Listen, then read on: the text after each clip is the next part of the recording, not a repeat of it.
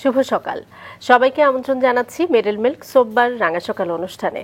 সুন্দর দিনের প্রত্যাশা দিয়ে শুরু করছি আমাদের আজকের রাঙা সকাল। 2 ঘন্টা জুড়েই আয়োজন রয়েছে, আর পুরো রাঙা সকাল পরিবারের সঙ্গে আছি কাজী রওশন আরা সাকি, আছি আমি মাসুক। শুভ সকাল আমার তরফ থেকেও। প্রিয় দর্শক, সুন্দর সকাল বললেই কিছু মধুর, কিছু মিষ্টি স্মৃতি মনে পড়ে যায়।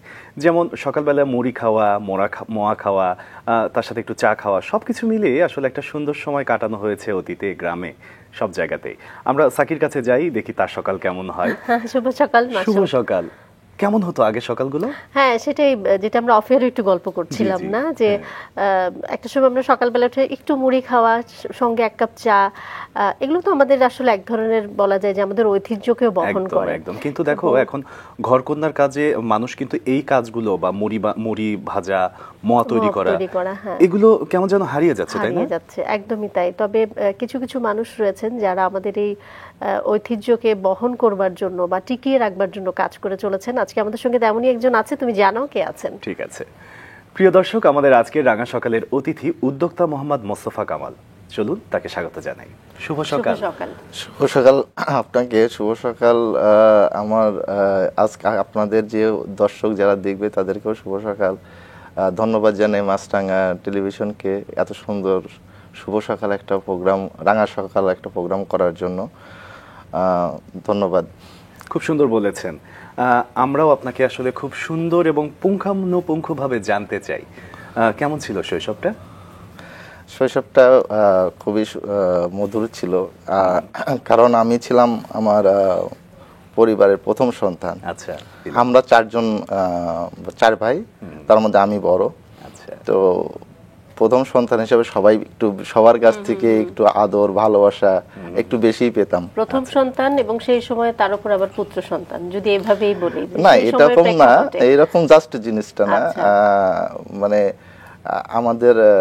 আমার পরিবারের ভিতরে একটা প্রথম যে কোনো জিনিসই যদি আসে, যে কারোর পরিবারে যদি আল্লাহ সুবহানাহু ওয়া তাআলা তাকে একটা ভালো কিছু যদি দেয়। একান্নবর্তী পরিবার ছিল? জি। আচ্ছা। তো সবাই তো সেটার জন্য সেটাকে নিয়ে একটু বেশি করে, টেক কেয়ার করে, মানে তার আদরের সংখ্যা বেশি হয়ে যায়। দাদা দাদি, ফুপু খালা সবাই তাকে বেশি আদর, মানে অনেক দিক থেকে আদরটা আসে আর কি। বাবা সম্পর্কে শুনতে চাই। আমার বাবা একজন বিদেশে ছিলেন, উনি বিদেশে কর্ম করতেন। এরপরে উনি এখন আর নাই। মা কি করতেন? আম্মা হাউস ওয়াইফ ছিলেন। পরবর্তীতে বাবা যখন ইন্তেকাল করেন, আম্মা খুব একা হয়ে যায়। তো তখন আমি বললাম যে তুমি একটা কাজ করো, আমাদের বাড়িটা ছিল শহরে। তখন আমি বললাম তুমি আমাদের গ্রামের বাড়িতে যাও। তখন গ্রামের বাড়িতে গেল।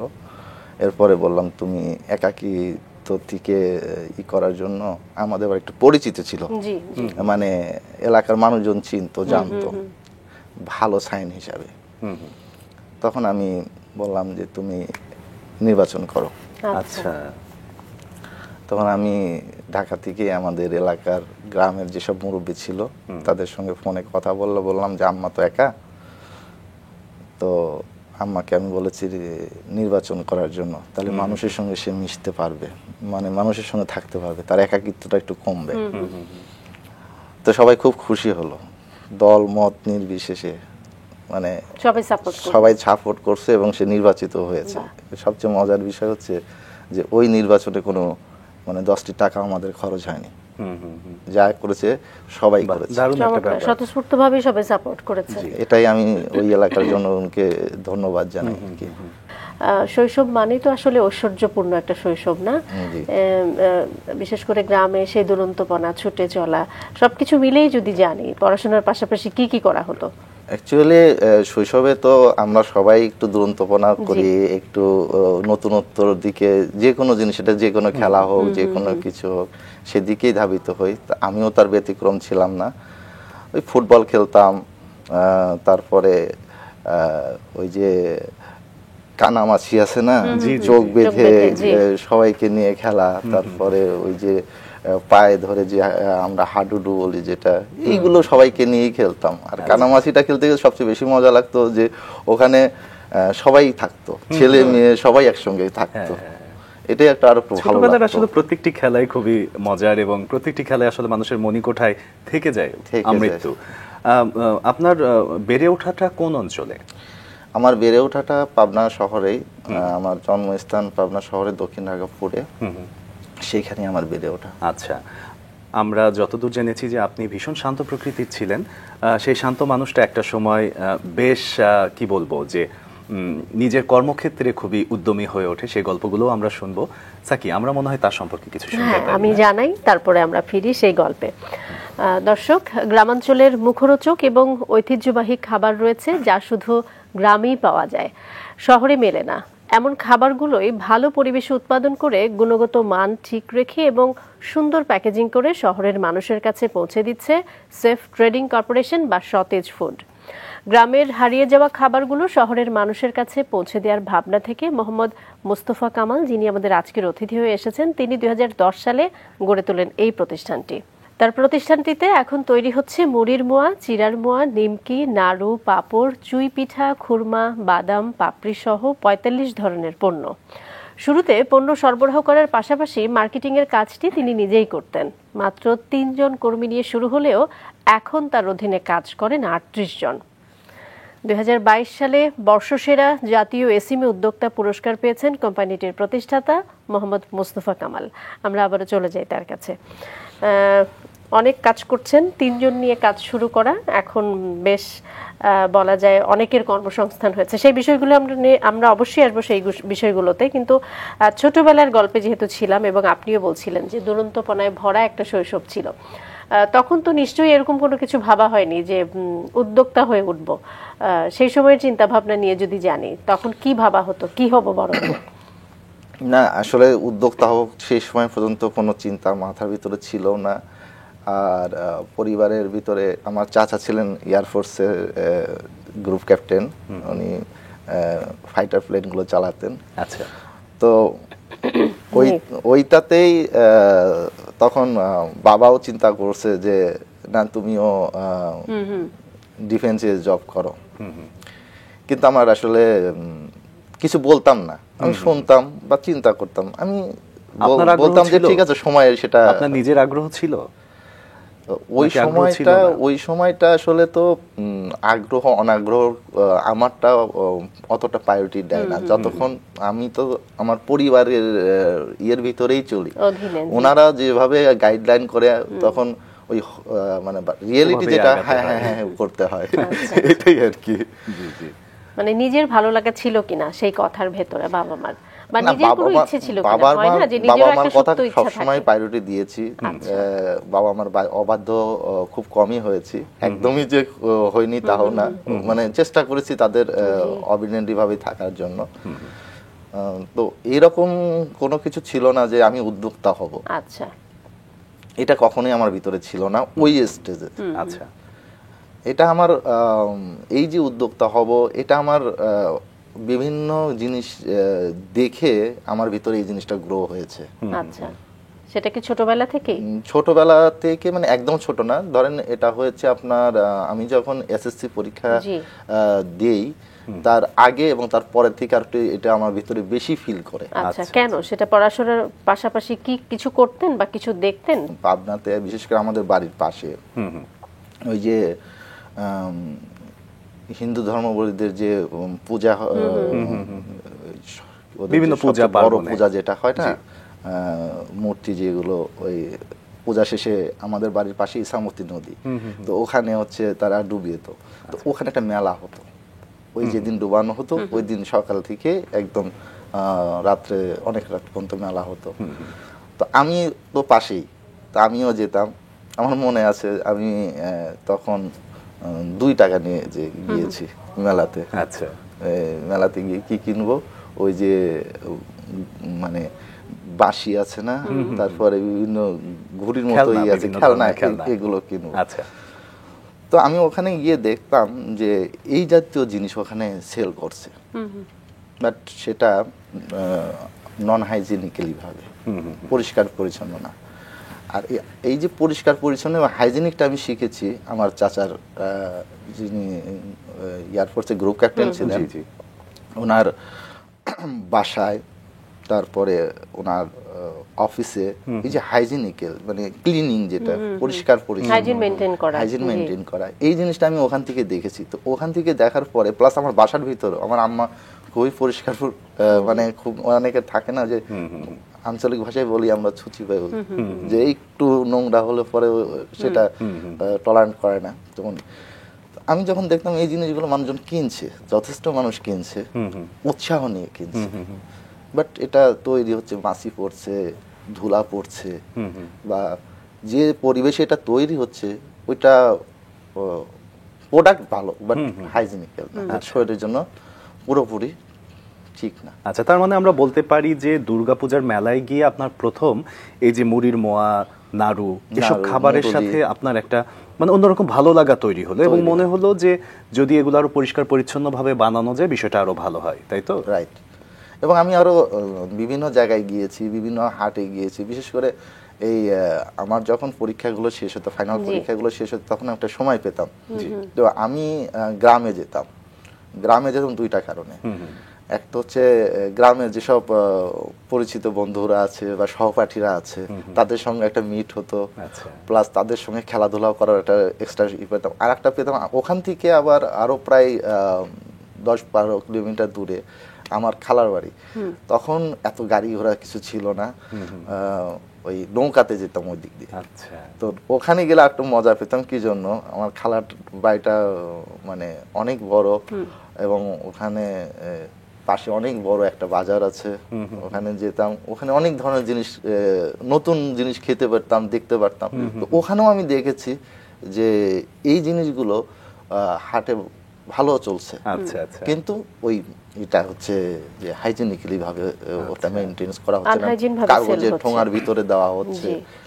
তো আমি তখন একটা জিনিস চিন্তা করেছি যে এই যে আমরা জিনিসগুলো খাই, বিশেষ করে আমি যখন দেখতাম যে নবান্নর সময় আমরা যখন গ্রামে যেতাম, আম্মা সহ আব্বা সহ ধান কাটতো আমাদের জমির, ধান কেটে ওই ধান থেকে চাল তৈরি করে মুড়ি তৈরি করা হতো, গাছ থেকে নারকেল পাড়া হতো, নাড়ু তৈরি করা হতো। এগুলো কি করতাম আমরা সকালে খেতাম বা বিকেলে খেতাম, বা কেউ আসলে পরে বিকেলে চায়ের সঙ্গে এই জিনিসগুলো প্রেজেন্ট করা হতো। একদমই যে স্মৃতিগুলো আসলে আমরা শুরুতে মনে করছিলাম তেমনই ছিল বিষয়গুলো। আমার তো একটা হ্যাবিটই ছিল, সকালে আব্বা নামাজ পড়ার পরে আমাকে ডেকে দিত, উঠো। আমি উঠতাম, উঠে ফ্রেশ ট্রেশ হয়ে, অত সকালে তার ভাতটা কিছু হতো না, ভাতটা হইতে হইতে 8টা বেজে যেত। তো ওই সময় দেখা যাচ্ছে যে আম্মা ওই গ্রাম থেকে যে মুড়ির কানজ ছিল আগে, এই কানজ ভর্তি মোয়ান করে নিয়ে এসে বাসায় রাখতো। তো ওখান থেকে মোয়া দিত, একটু সাথে 2টা নারকেলের নাড়ু দিত, ওটা খেতাম, খেয়ে তারপরে পড়তে বসতাম। এই যে একটা ফিল আমি নিজের থেকেও করেছি, তো এটা আমাদের হাইজিনিক ভাবে বাসায় করেছে।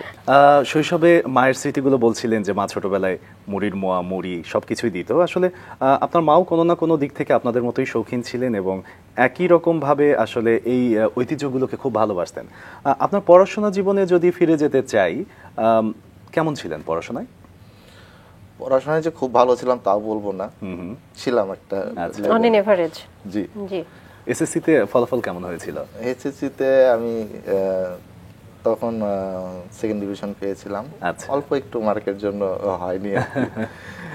পরবর্তীতে তো কলেজে ভর্তি হলেন, কলেজ জীবনে একটা নতুন জীবন, কেমন একটু গল্প শুনি। কলেজ জীবন ওই যে বললাম না যে আব্বা চেয়েছিল যে আমি ইঞ্জিনিয়ার লাইনে লেখাপড়া করি অথবা ডিফেন্সে আসি।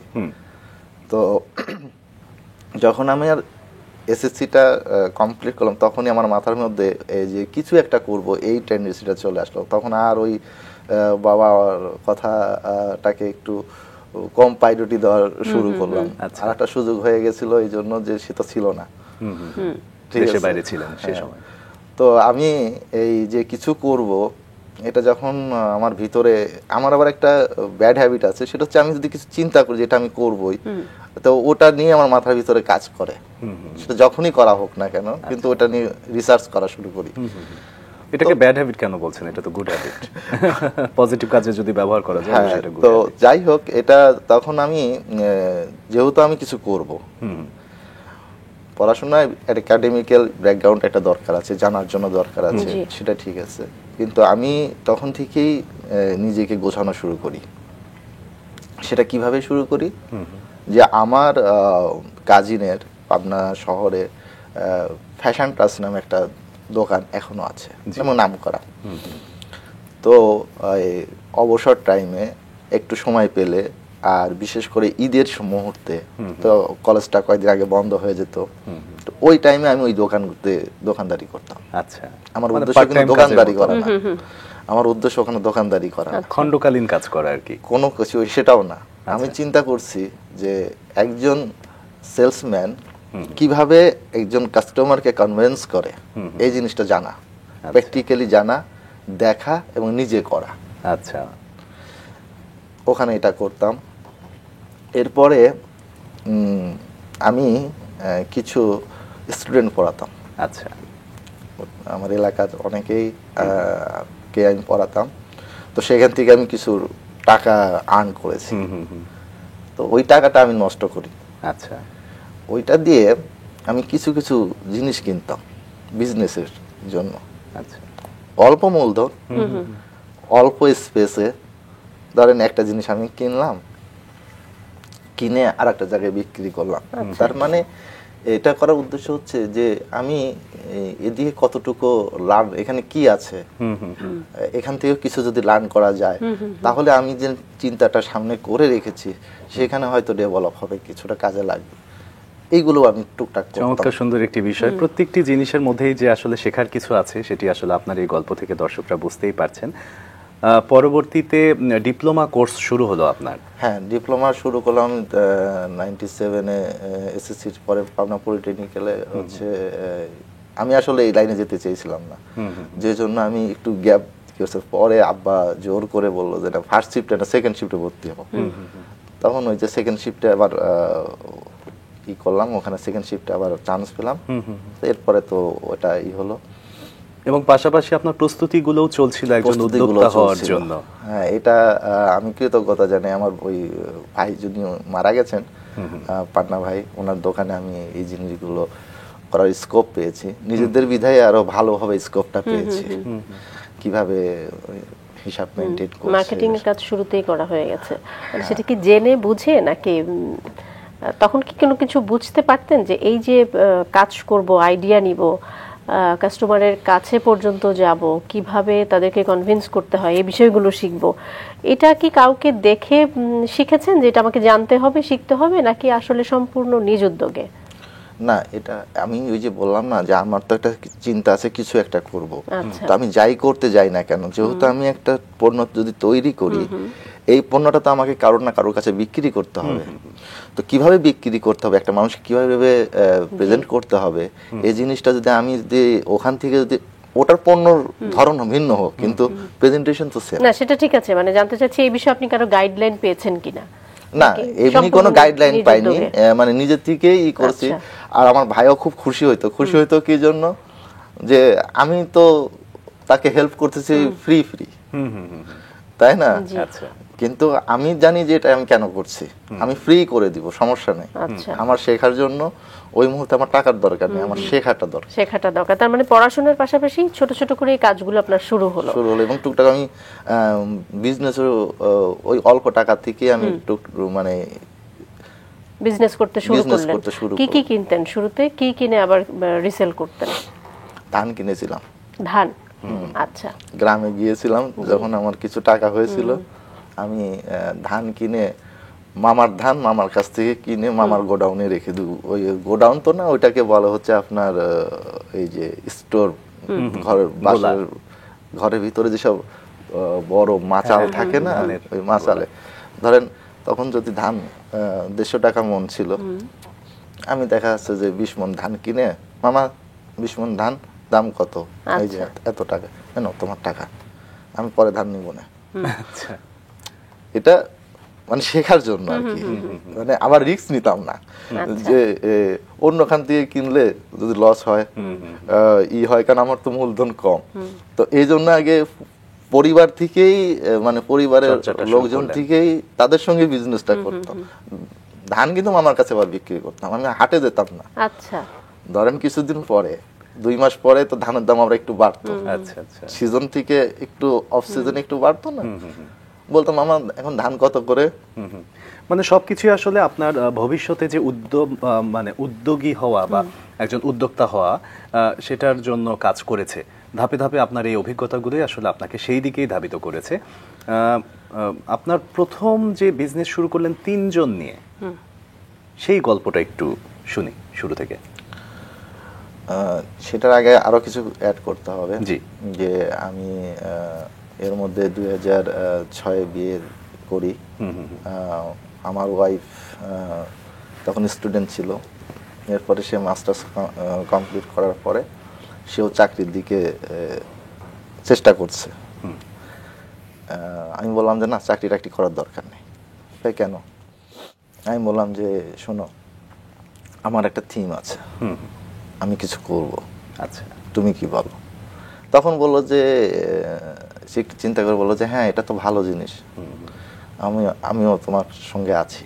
সে আমাকে যথেষ্ট মোরালভাবে সাপোর্ট দিয়েছে, প্লাস হচ্ছে এই অফিসে সব সময় দিয়েছে। মানে আমি উদ্যোক্তা, সে সহ উদ্যোক্তা। সুন্দর একটি বিষয়। এবং আমি তার কাছে কৃতজ্ঞ আর একটা কারণে, যে এই যে বিজনেসটা শুরু করার সময় আমার কাছে কোনো টাকা ছিল না, মাত্র 92,000 টাকা দিয়ে আমরা এই বিজনেসটা শুরু করি। এই টাকাটাও তার। আচ্ছা, তাকে আমি 1 লক্ষ টাকা দিলমোহরে দিয়েছিলাম। আচ্ছা, যার থেকে সে 8,000 টাকা খরচ করেছিল, তো বাকি ছিল 92,000 টাকা। ওই 92,000 টাকায় আমাকে আবার সে দিয়েছিল, সেটা দিয়ে আমরা শুরু করেছিলাম। মানে আমরা যদি একটু অন্য ভাষায় বলতে চাই যে জিরো থেকে হিরো করার জন্য যে হিরোইনের একটা বিরাট ভূমিকা রয়েছে, সেটি হচ্ছেন আপনার সহধর্মিণী। অবশ্যই, তাকে অবশ্যই আমরা শ্রদ্ধা জানাই এত সুন্দরভাবে তার জীবনসঙ্গীর পাশে থাকার জন্য। পরের গল্পটা শুনতে চাই। এরপরে যেহেতু আমার মূলধন ছিল খুবই কম, তো এই মূলধন দিয়ে তো একটা ফ্যাক্টরি করা সম্ভব না। জি। তখন আমি কি করলাম, যে ফার্স্টে একটা ট্রেড লাইসেন্স করলাম। ট্রেড লাইসেন্স করার পরে আমার ট্রেড লাইসেন্সের নামটা কিন্তু সেফ ট্রেডিং কর্পোরেশন, আর আমার ব্র্যান্ডের নাম হচ্ছে সতেজ। সেফ ট্রেডিং কর্পোরেশনটার নামটার কারণ হচ্ছে সেফ, মানে নিরাপদ। আমি যে জিনিসটা নিয়ে কাজ করব সেটা হতে হবে নিরাপদ এবং সতেজ। মানুষ যে খাবে তার মধ্যে একটা সতেজতা ফিল থাকতে হবে। এই দুইটা জিনিসের কম্বিনেশনে কোম্পানির নামটা করি সেফ ট্রেডিং কর্পোরেশন, ব্র্যান্ড দিই সতেজ। এরপরে যেহেতু মূলধনের পরিমাণটা খুবই কম ছিল, বিভিন্ন জায়গা থেকে বিভিন্ন জিনিস আমি প্রথমে পারচেস করতাম। যেমন আমাদের পাবনার সাইড থেকে নাড়ু টাড়ু এগুলো নিয়ে আসতাম। তারপরে ঢাকার থেকে হচ্ছে নিমকি মুরলি, যেখানে ভালো মানে শুরুতে নিজের প্রোডাকশন হতো না? না, আমার নিজের কোনো প্রোডাকশন ছিল না। তারপরে আপনার নরসিংদী থেকে নকশিফুল পিঠাগুলো আছে, ওখানকার পিঠাগুলো যারা কাজ করে তাদের হাতটা ভালো। এগুলো নিয়েই শুরু করলাম। তো এগুলো নিয়ে কোথায় শুরু করলেন? এটা নিয়ে উত্তরাতে একটা বাসা ভাড়া নিলাম। আচ্ছা। বাসা ভাড়া নিয়ে 2টা রুম ছিল। একটা রুমে আমরা বসতাম এবং হচ্ছে রেডি প্রোডাক্টগুলো রাখতাম। আর একটা রুমে সেটা 800 স্কোয়ার ফিটের একটা রুম ছিল, মানে 2টা মিলে স্পেসটা টোটাল স্পেস ছিল। এরপরে আমরা এক জায়গায় প্যাকিং ট্যাকিং এগুলো করতাম। তো প্যাকিং করার জন্য তো লোকের প্রয়োজন। সেই ক্ষেত্রে 3 জন, একজন ছেলে আর 2টা মেয়ে আমরা নিয়োগ দিই। আর আমি এবং আমার ওয়াইফ তাদেরকে পরিচালনা করি কিভাবে এইগুলো করতে হবে। পুরান ঢাকা থেকে গিয়ে ওয়েট মেশিন, তারপরে পিপি, তারপরে সিলিং মেশিন, এগুলো কিনে নিয়ে আসি। তারপরে স্টিকার পেপার তৈরি করি। ওই স্টিকার পেপার তৈরি করাতে যিনি আমাদেরকে স্টিকারটা করে দিয়েছে, ওই মুহূর্তে সেও আমাকে হেল্প করেছে। আমি আসলে মহান রব্বুল আলামিনের কাছে কৃতজ্ঞতা জানাই যে আমি এই উদ্যোক্তা স্টার্টিং করার পরে আমি যার কাছেই গিয়েছি যে কোনো বিষয়, মহান রব্বুল আলামিন সেটা খুব ইজিলি সমাধান করে দিয়েছে। আলহামদুলিল্লাহ। আসলে যে কোনো সফল কর্মের পিছনে আসলে অনেকগুলো মানুষের সাপোর্ট থাকে, অনেকগুলো মানুষের হাত থাকে। আপনিও আসলে খুবই সৌভাগ্যবান যে অনেক মানুষের সহযোগিতা আপনি পেয়েছেন এবং তাদেরকে খুব শ্রদ্ধা ভরে যে আপনি এখন স্মরণ করছেন, এটি আসলে মানবিক জায়গা থেকে আমাদের ভীষণ ভালো লাগার একটা বিষয়, একটা সুগুণের চর্চা। আমরা পরের গল্পটা শুনতে চাই যে 3 জন আপনারা নিয়োগ দিলেন এবং ওখান থেকে কাজ শুরু করলেন।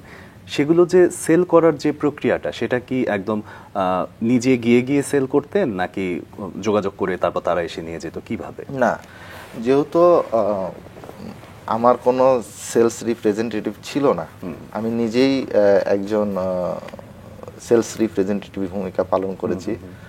আমি প্রথমে তো আমাদের উত্তরাতে ছোট ছোট দোকান আছে না, ডিপার্টমেন্টাল যেসব স্টোরগুলো আছে, তাদের কাছে গিয়েছি, তাদেরকে বুঝিয়েছি যে ভাই আমি একজন খুবই ক্ষুদ্র মানুষ, আমি এই জিনিসগুলো তৈরি করতে চাচ্ছি বা তৈরি করছি, আমার কাছে আছে, আপনারা এই প্রোডাক্টগুলো যদি একটু মেহেরবানি করে আপনাদের দোকানে একটু স্পেস দেন, আচ্ছা, তো আমার জন্য খুবই উপকার হয়। প্রথম বেচা কেনা, এটি তো আসলে উদ্যোক্তা হওয়া বা কিংবা যে কোনো ব্যবসা প্রতিষ্ঠানের ক্ষেত্রে অনেক বড় আসলে কি বলবো চ্যালেঞ্জিং একটা বিষয়। অবশ্যই। কারণ নতুন প্রতিষ্ঠান, নতুন প্রোডাক্ট কেউই আসলে রাখতে চায় না, কোনো পরিচিতি নেই। সেক্ষেত্রে আসলে কি করা হলো? এই যে দোকান, যারা দোকানদার, বিশেষ করে তাদের কর্মচারী থাকে, দোকানদার মালিক থাকে না, পরে বলে কর্মচারী বলে পরে আসেন, অনেক হাসি খুশি নিয়ে যায়, কিন্তু যখন বলে পরে আসেন তখন আমার মনটা একটু কষ্ট লাগে। আবার চিন্তা করি কখন আসবো, কখন আপনি থাকবে, আপনার মালিক বলে যে এই সন্ধ্যার দিকে আসেন, আচ্ছা ঠিক আছে। তো এরকম ভাবে সব দোকানে যেতাম। তো কিছু কিছু দোকানদারদের সঙ্গে কথা বলে ই করে তাদের ওইসব দোকান তো অনেক বড় না, ওই একটু স্পেসে দেখা যাচ্ছে যে 3টা মুড়ির মোয়া, চিড়ার মোয়া, কয়েকটা মুরলি, 5-6টা আইটেম। শুরুতে তো আমার এত আইটেম ছিল না, 5-6টা আইটেম নিজে গিয়ে ওই জায়গাটা করে বাসা থেকে ডাস্ট নিয়ে ব্যাগের মধ্যে রাখতাম, ওই জায়গাটা ক্লিন করে ওর উপরে প্রোডাক্টটা দিয়ে আবার ক্লিন করে রেখে আসতাম। এবং আবার 2 দিন পরে ওখানে যেতাম, যাই দেখতাম যে 1-2টা সেল হয়েছে, তখন ভালো লাগতো, মনের কাছে তখন খুবই ভালো লাগতো যে না আমার প্রোডাক্টটা ওরকমই নেই, কিছু সেল হয়েছে, মনের মধ্যে আর একটু ফিলিংস কাজ করতো যে না হবে, মানে উৎসাহ পেতাম। তারপরে আমার যেখানে আমি অফিসটা নিয়েছিলাম ওটা একটা বাজারের পাশে ছিল, একদম বাজারের সন্নিকটে। তো ওখানে আবার অনেকগুলো দোকান ছিল, তো ওই দোকানগুলোতে একটু ইজিলি দিতে পারতাম, কারণ ওখানে যারা দোকানদার বা তাদের সঙ্গে একটা ভালো একটা সম্পর্ক তৈরি করলাম, তৈরি করে ওদেরকে দিলাম। এবং কাস্টমারদের যে রিভিউটা নেওয়া, আমার উদ্দেশ্য ছিল যে আমি যে শুধু দিলাম, কাস্টমার যে নিচ্ছে তা না, কাস্টমারের যে ফিডব্যাক রিভিউটা, এটা আমার জরুরি, খুব জরুরি। তখন আমি ওখানে স্টে করতাম, কিছু সময় স্পেন্ড করতাম, যে কাস্টমার নিচ্ছে বা নিচ্ছে, খাচ্ছে, তার ফিলিংসটা কেমন। বলতাম না এটা আমার পণ্য, বলতাম যে এই মোয়াটা কেমন লাগছে, বলতো যে না ভালো, আচ্ছা এতটুকুই। আচ্ছা, এরপরে আমি চিন্তা করলাম আস্তে আস্তে, আমার প্রথম মাসে 17,000 টাকা সেল করেছিলাম।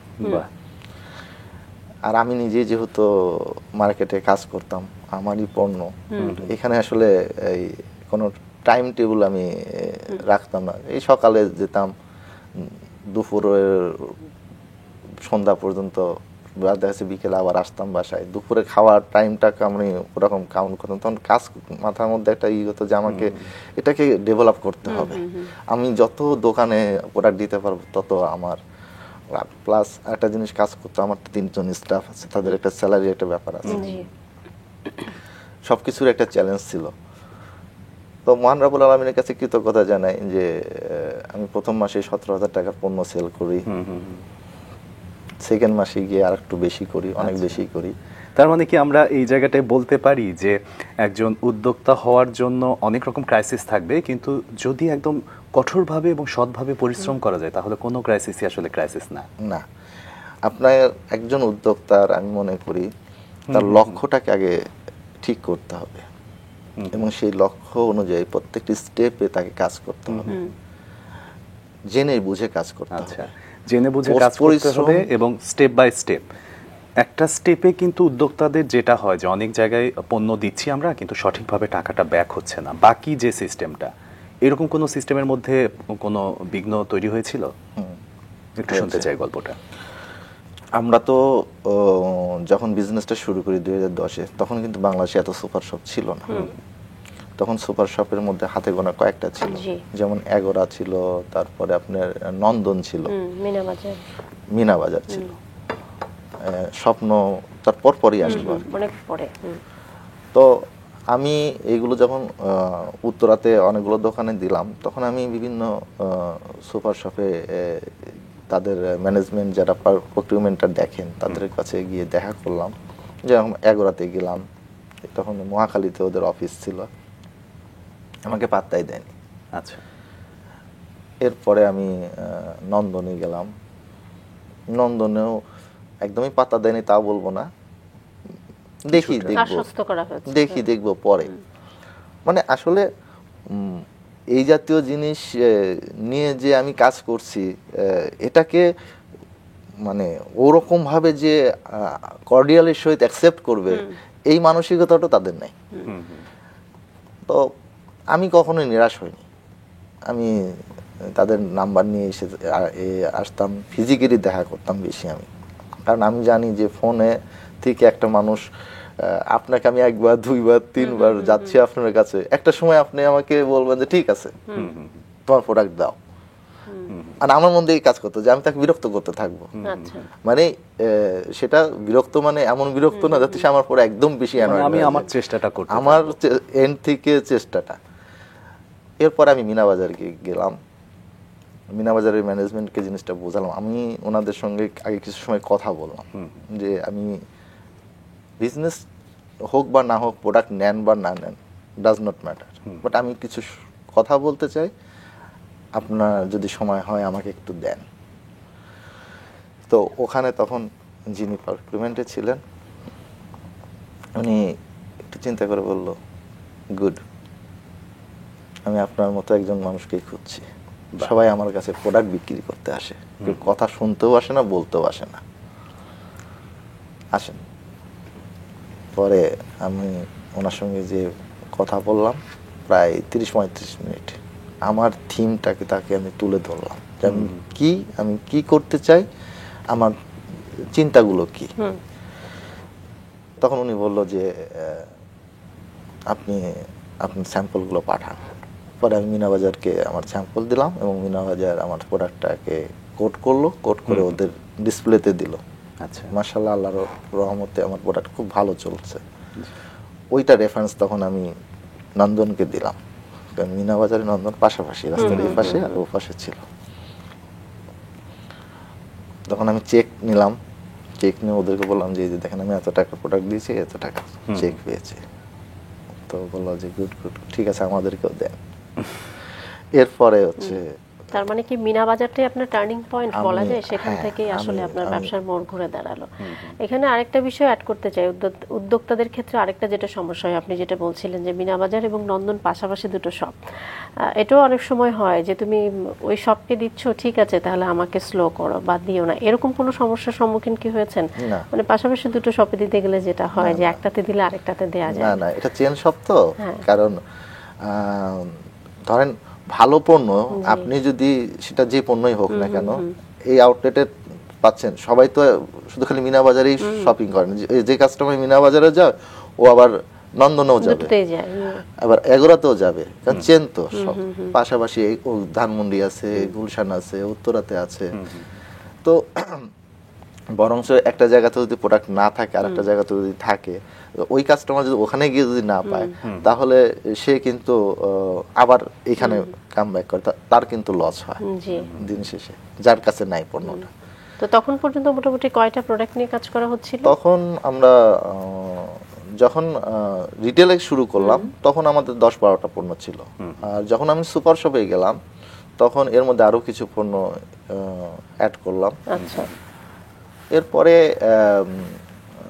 খুব ভালোই পণ্যগুলো চলছিল, মাসে প্রায় আমার 4 লাখ 4.5 লাখ টাকার মতো সেল চলে আসছিল ওই সময়। কিন্তু হঠাৎ করে আমার পণ্যটা মানে সেলটা ফ্লপ করলো। আচ্ছা। তখন আমি চিন্তা করলাম যে হঠাৎ করে পণ্যটা সেলটা কমে যাওয়ার কারণটা কি, এটা আমাকে আগে ফাইন্ড আউট করতে হবে। যখন আমি সুপার শপে গেলাম, আমার পণ্যটাকে আমি আবার ওখান থেকে পারচেস করলাম, করে নিয়ে বাসায় এসে দেখলাম যে খেয়ে দেখলাম যে আমার যে পণ্যটা, যে কোয়ালিটি, যে টেস্টটা হওয়ার উচিত, কারণ ওখানে তো মানুষ একটু বেশি দাম দিয়ে নিচ্ছে। কি জন্য নিচ্ছে? হাইজেনিক্যালি ভাবে হচ্ছে, কোয়ালিটিটা এবং টেস্টটা, মুখরোচক খাবার। এটা আমরা যে আইটেম, এটা তো পেট ভরার জিনিস না, গল্প করছে খাচ্ছে। যদি টেস্টই যদি না আসে তাহলে কেন মানুষ নেবে? তখন আমি দেখলাম যে এটা প্রবলেম আছে। তখন পর্যন্ত তো আপনার প্রোডাকশন হতো না? না, আপনি পারচেজ করে নিয়ে আসতেন? জি। তখন আমি চিন্তা করলাম যে এরকম ভাবে যদি আমার পণ্য যদি মার্কেটে থাকে, আমার পণ্য আর সেকেন্ড টাইমে যারা আমার পণ্য ফার্স্ট টাইমে নিয়েছে, সেকেন্ড টাইমে এটা নিলে আর নেবে না। তখন আমার সমস্ত আউটলেটের যত পণ্য ছিল একটু টেকনিক্যালি অবলম্বন করে বললাম যে ভাই, সমস্ত পণ্য আমি সেলফ থেকে নামাবো, রিটার্ন করব। কেন? আমি বললাম যে আমাদের নতুন মোড়কের পণ্য আসছে, তো এটা সব চেঞ্জ করে আমি নতুন পণ্য দিচ্ছি আপনাকে।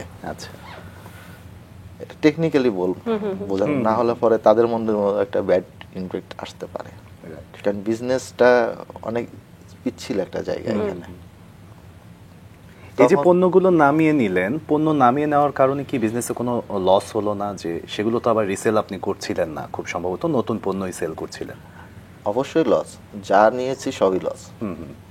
আমার প্রায় সেই মুহূর্তে 3.5 লক্ষ টাকার পণ্য আমি রিটার্ন করে দিয়েছি। আচ্ছা, রিটার্ন করেছি যে ভালো কিছু করতে গেলে অনেক কিছু হয়। পরে আমি জানতে পারলাম যে যে আমাকে পণ্যটা দিয়েছে, আমি আসলে খুব উদারভাবে চলতাম, ওদেরকে বলতাম যে দেখো ভাই, আমার এই পণ্যগুলো এই জায়গায় যাচ্ছে, এই জায়গায় আমি পণ্যগুলো দিচ্ছি, এই গ্রেডের মানুষগুলো তারা পণ্যগুলো নিচ্ছে, এখানে কোয়ালিটির কোনো কম্প্রোমাইজ করা যাবে না। তাদেরকে যে ব্রিফ দিয়ে আসতাম বা ই করে আসতাম, ওদের মধ্যে একটা মানে লোভ কাজ করা শুরু করলো যে তারা সেল করবে। আসলে পারবে, তারাও পারবে, ওপেন মার্কেট পারবে। তো এই জন্য তখন তারা কি করছে যে ওই পণ্যগুলো, এর মধ্যে সবই না, মানে কিছু কিছু পণ্য, ধরেন 8-10টা পণ্য, ওই তারা যে গ্রেডের করার কথা সেই গ্রেড তারা করেনি, না করে আমাকে পণ্যটা দিয়েছে। পরবর্তীতে আমি খুবই ভেঙে পড়লাম, আর মহান রব্বুল আলামিনকে বললাম, আল্লাহ তুমি আমাকে হেল্প করো যে আমি এখন কিভাবে কি করতে পারি, মানে এই চিন্তাটা যেন আমার মাথা থেকে বের হয়, এই হেল্পটুকু তুমি আমাকে করো। এরপরে আমি টঙ্গী বাজারে গেলাম। টঙ্গী বাজারে আমার একটা ফ্রেন্ড আছে, তার তেল, ময়দা, চিনি, সুবাহান আটা মিল, ওর নাম মান্নান। ওর কাছে গেলাম, গিয়ে ওকে বললাম দোস্ত, আমি তো এই অবস্থা, এখন কি করা যায় বলো তো দেখি। ও বলল যে দোস্ত, তুমি 10টা মিনিট বসো, আমি আমার হাতের কাজটা সারি, এরপর তোমাকে নিয়ে আমি এক জায়গায় যাব। গতকালকে ওই লোক আমাকে ওই কথাটা বলেছে। তাই আমি বসলাম, ওর কাজটা শেষ করে, তখন মনে হয় রাত্রে 9টা 9:30 বাজে, গেলাম বাজারের ভিতরেই। তো ওই ভদ্রলোক শুধু কেক তৈরি করে একটা ফ্যাক্টরিতে, সে শুধু খালি কেক তৈরি করে, তার ওরকম কোনো মার্কেটও নাই, কিন্তু তাকে একটা স্পেস রেন্ট দিতে হচ্ছে, গ্যাস বিল দিতে হচ্ছে, সে সেটা কভার করতে পারছে না, অনেকটা বন্ধ হয়ে যাওয়ার মতো অবস্থা। আচ্ছা, সে মান্নানকে বলছে যে এরকম যদি কাউকে পাও আমাকে হচ্ছে সঙ্গে, মানে সে প্রোডাকশনে আসতে চায় অন্যান্য প্রোডাক্ট, এরকম কিছু বিষয়টা। ধরেন একটা ফ্যাক্টরির অর্ধেক, আচ্ছা, বলছিলেন যে একটা ফ্যাক্টরির অর্ধেকটা আপনি শেয়ারিং এ রেন্ট করছেন, এবং এখান থেকে কি আপনার যে সেফ ট্রেডিং কর্পোরেশন, সতেজ ফুড, সেটা প্রতিষ্ঠা হলো? ম্যানুফ্যাকচারিং, উৎপাদন যাত্রাটা ওখান থেকে আমার শুরু হলো। এবং খুব দ্রুত টাইমে আমি ফ্যাক্টরিটা সেট আপ করলাম। আমাকে হেল্প করেছিল মান্নান, কারণ ওর কাছে কিছু এগুলো যারা ম্যানুফ্যাকচারিং করে তারা ছিল তখন। ওখানে আমরা আরো 6 জন স্টাফ নিয়োগ দিই ওই ফ্যাক্টরিতে। আমার জন্য আরো ইজি ছিল যে একদম বাজারের ভিতরে হয়, ওই যে বড় বড় কড়াই, চুলা টুলা এভরিথিং সবকিছু ওখানেই ছিল। তো খুব দ্রুতই এটা স্টার্ট করতে পেরেছিলাম। তো খুব শর্ট টাইমের ভিতরেই আল্লাহ আমাকে আবার কামব্যাক করালো। পরে একটা পর্যায়ে আমার ওই ফ্যাক্টরিতে যে প্রোডাকশন ক্যাপাসিটি আর আমার যে সেল ক্যাপাসিটি সেটা অনেক বেশি, তো ওটা আর আমার কাভারেজ হচ্ছে না। পরবর্তীতে আমি উত্তরাতে ইয়েতে ওটাকে বলে পাকুড়িয়া 14 নম্বর সেক্টরের শেষে একটা বড় জায়গাতে ফ্যাক্টরি ভাড়া নিই। এরপর ওখানে প্রোডাকশন শুরু করি। তারপরে দেখছি ওখানেও আমার কাভারেজ হচ্ছে না। পরে তার থেকেও বড় আর একটা ফ্যাক্টরি বর্তমানে আমাদের যেটা আছে এখন, যেখানে কাজ চলছে, এইটা রেন্ট নেই।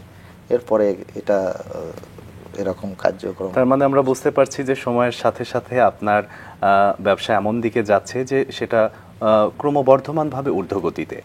তো সেই জায়গা থেকে আমরা যতদূর আপনাকে জেনেছি যে আপনি চায়নাতে গিয়ে বিভিন্ন ধরনের মেশিনারিজ তৈরি করে নিজে একদম উপস্থিত থেকে নিয়ে এসেছেন। জি, তো একটু সেই গল্পটা শুনি। যেহেতু আমার থিম ছিল হচ্ছে হাইজেনিক্যালি ভাবে আমি কাজ করব। জি, আমার সৌভাগ্য হয়েছে আমি নিজে কাজ করছি, লেবারদের স্টাফদের সঙ্গে কাজ করেছি। আমি দেখেছি যখন তারা খামিরটা করছে তখন তাদের অনেক কায়িক পরিশ্রম হচ্ছে, যে তখন হাজার চেষ্টা করলেও হাইজেনিকটা মেনটেন করা যাচ্ছে না, কারণ ওটা তো এসির ভিতরে করা সম্ভব না।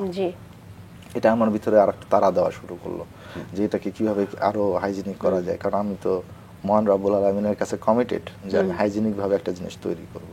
এটা আমার মধ্যে খুব কাজ করা শুরু করলো। তখন আমি চিন্তা করলাম যে আমাকে এটা মেশিনারিজের মাধ্যমে তৈরি করতে হবে। তখন আমি নেটে সার্চ করা শুরু করলাম চায়নাতে বিভিন্ন কোম্পানির সঙ্গে। প্রায় 7-8টা কোম্পানির সঙ্গে আমি এটা নিয়ে কথা বলছি। ওরা অনেক কিছু এই জিনিসটাই বুঝে না যে আসলে জিনিসটা কি। আমি ছবি তুলে হোয়াটসঅ্যাপে তাদেরকে পাঠাচ্ছি, দেখাচ্ছি যে এইভাবে তৈরি, আমি ড্রয়িং করে পর্যন্ত দিচ্ছি। এটা সৌভাগ্য হয়েছিল আমি কিছু ইঞ্জিনিয়ারিং লাইন লেখাপড়া করার সুবাদে আমার কিছু বেসিক একটা ধারণা কিছু ছিল, হালকা কিছু ছিল। ওদেরকে আমি সাথে সাথে ড্রয়িং করে দেখাচ্ছি যে জিনিসটা এরকম হবে, আমার মনে হয় এরকম ভাবে মেশিনটা যদি হয় তাহলে এটা হবে, ভালো হয়।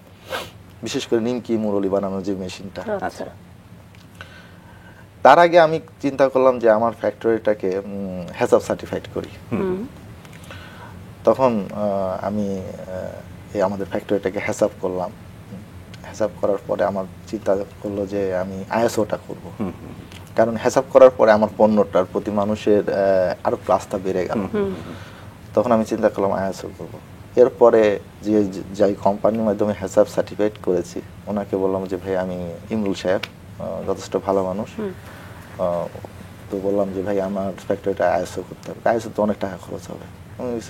হোক, সমস্যা কি, আমি চাই যে সবকিছু একটা প্রপার ভাবে হোক, কারণ আমার থিমটাই হচ্ছে এটা। তো এর মাঝে হঠাৎ করে উনি একদিন আমাকে ফোন করে বললো, ভাই আপনাদের একটা গুড নিউজ আছে। কি? আপনার টাকা লাগবে না আইএসও নিতে। কেন? কিভাবে? বললো যে এসএমই ফাউন্ডেশন উদ্যোক্তাদের জন্য একটা প্ল্যাটফর্ম ক্রিয়েট করছে, যেখানে আইএসও সার্টিফাইডের জন্য যে ট্রেনিং এর যে খরচগুলো হয় এটা লাগবে না, শুধু সার্টিফিকেশনের জন্য যে খরচটা সেটাই আপনাকে বেয়ার করতে হবে। দারুণ নিউজ তো। বলে আপনি তাড়াতাড়ি যান ওখানে। তখন এসএমই ফাউন্ডেশন অফিস ছিল হচ্ছে পান্থপথে। আচ্ছা, ওখানে গিয়ে ওদের সঙ্গে কথাবার্তা বললাম। এসএমই ফাউন্ডেশন আমাদের কথা শুনলো। ওখানে আমরা প্রথমে 13 জন সিলেক্ট হলাম। এর মধ্যে ফাইনালি 10 জন কে, সেই 10 জনও আপনি ছিলেন? সেই 10 জনের ভিতরে আমরা ছিলাম, এবং সবচেয়ে মজার বিষয় 10 জনের মধ্যে ফার্স্ট পজিশনে আমি ছিলাম। বাহ। সেফ ট্রেডিং কর্পোরেশন, যেটার ব্র্যান্ড নেম হচ্ছে সতেজ ফুড, আপনার কি কোনো কারণে মনে হয় যে এই যে নামটা সতেজ ফুড, এটা খুবই গুরুত্বপূর্ণ? মানুষ যখন সতেজ নামটা শুনছে, নামের সাথে সাথে মনের মধ্যে এক ধরনের প্রতিক্রিয়া তৈরি হচ্ছে যে হ্যাঁ, খাবারটা হয়তো বা সত্যিই সতেজ, বা যখন খাচ্ছে তখনও সে সেটা ফিল করছে বা ফিলটাকে একটু বুস্ট করছে। আপনার কি মনে হয় নামের ক্ষেত্রে আসলে যে কোনো কোম্পানির নামটা আসলে কতখানি গুরুত্বপূর্ণ? নামটা অনেকখানি গুরুত্বপূর্ণ, কারণ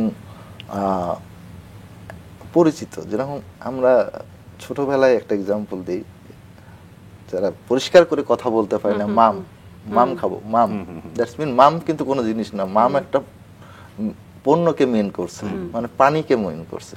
এই যে মাম, মানুষের মুখে মাম, মাম কিন্তু মাম হয়ে গেছে, তাই না?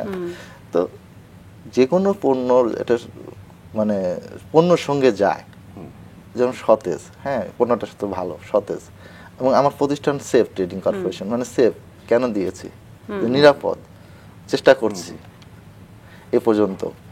তো এই নামটা একটা ফ্যাক্ট আছে আমি মনে করি। নিশ্চয়ই। রাঁধুনি, স্কয়ারে যে রাঁধুনি, তুমি তো খুব ভালো রাঁধুনি বলি না আমরা, একদম। এই যে নাম, জি, এটার সঙ্গে যে কত বড় একটা আছে স্কয়ারের। জি, নিশ্চয়ই। এবং সেই জায়গা থেকেই যতটুকু আমরা জেনেছি আপনি বেশ কি বলবো সম্মাননায় সম্মানিত হয়েছেন, যেটি আসলে কাজের ক্ষেত্রেও দায়বদ্ধতা অনেকখানি বাড়িয়ে দেয়। সেই পুরস্কারগুলো নিয়ে যদি একটু শুনতে চাই, প্রাপ্তি পুরস্কার। ধন্যবাদ। এরপরে আসলে পুরস্কার নিয়ে আমি আমার কোনো সময় এরকম ফিলিংসও ছিল না, আর এসএমই ফাউন্ডেশন যে এগুলো দেয় এটাও নিয়ে আমি কোনো সময় জানতামও না। জি, দ্যাটস ট্রু। এসএমই ফাউন্ডেশনে আমার একদিনই যাওয়া হয়েছিল ওই আয়োজন করার পারপাসে। এর মাঝে আমি তো চায়নাতে গেলাম, সব মেশিনারিজগুলো নিয়ে আসলাম 2020-এ, সবকিছু সেটা সুন্দর মতো চলছে।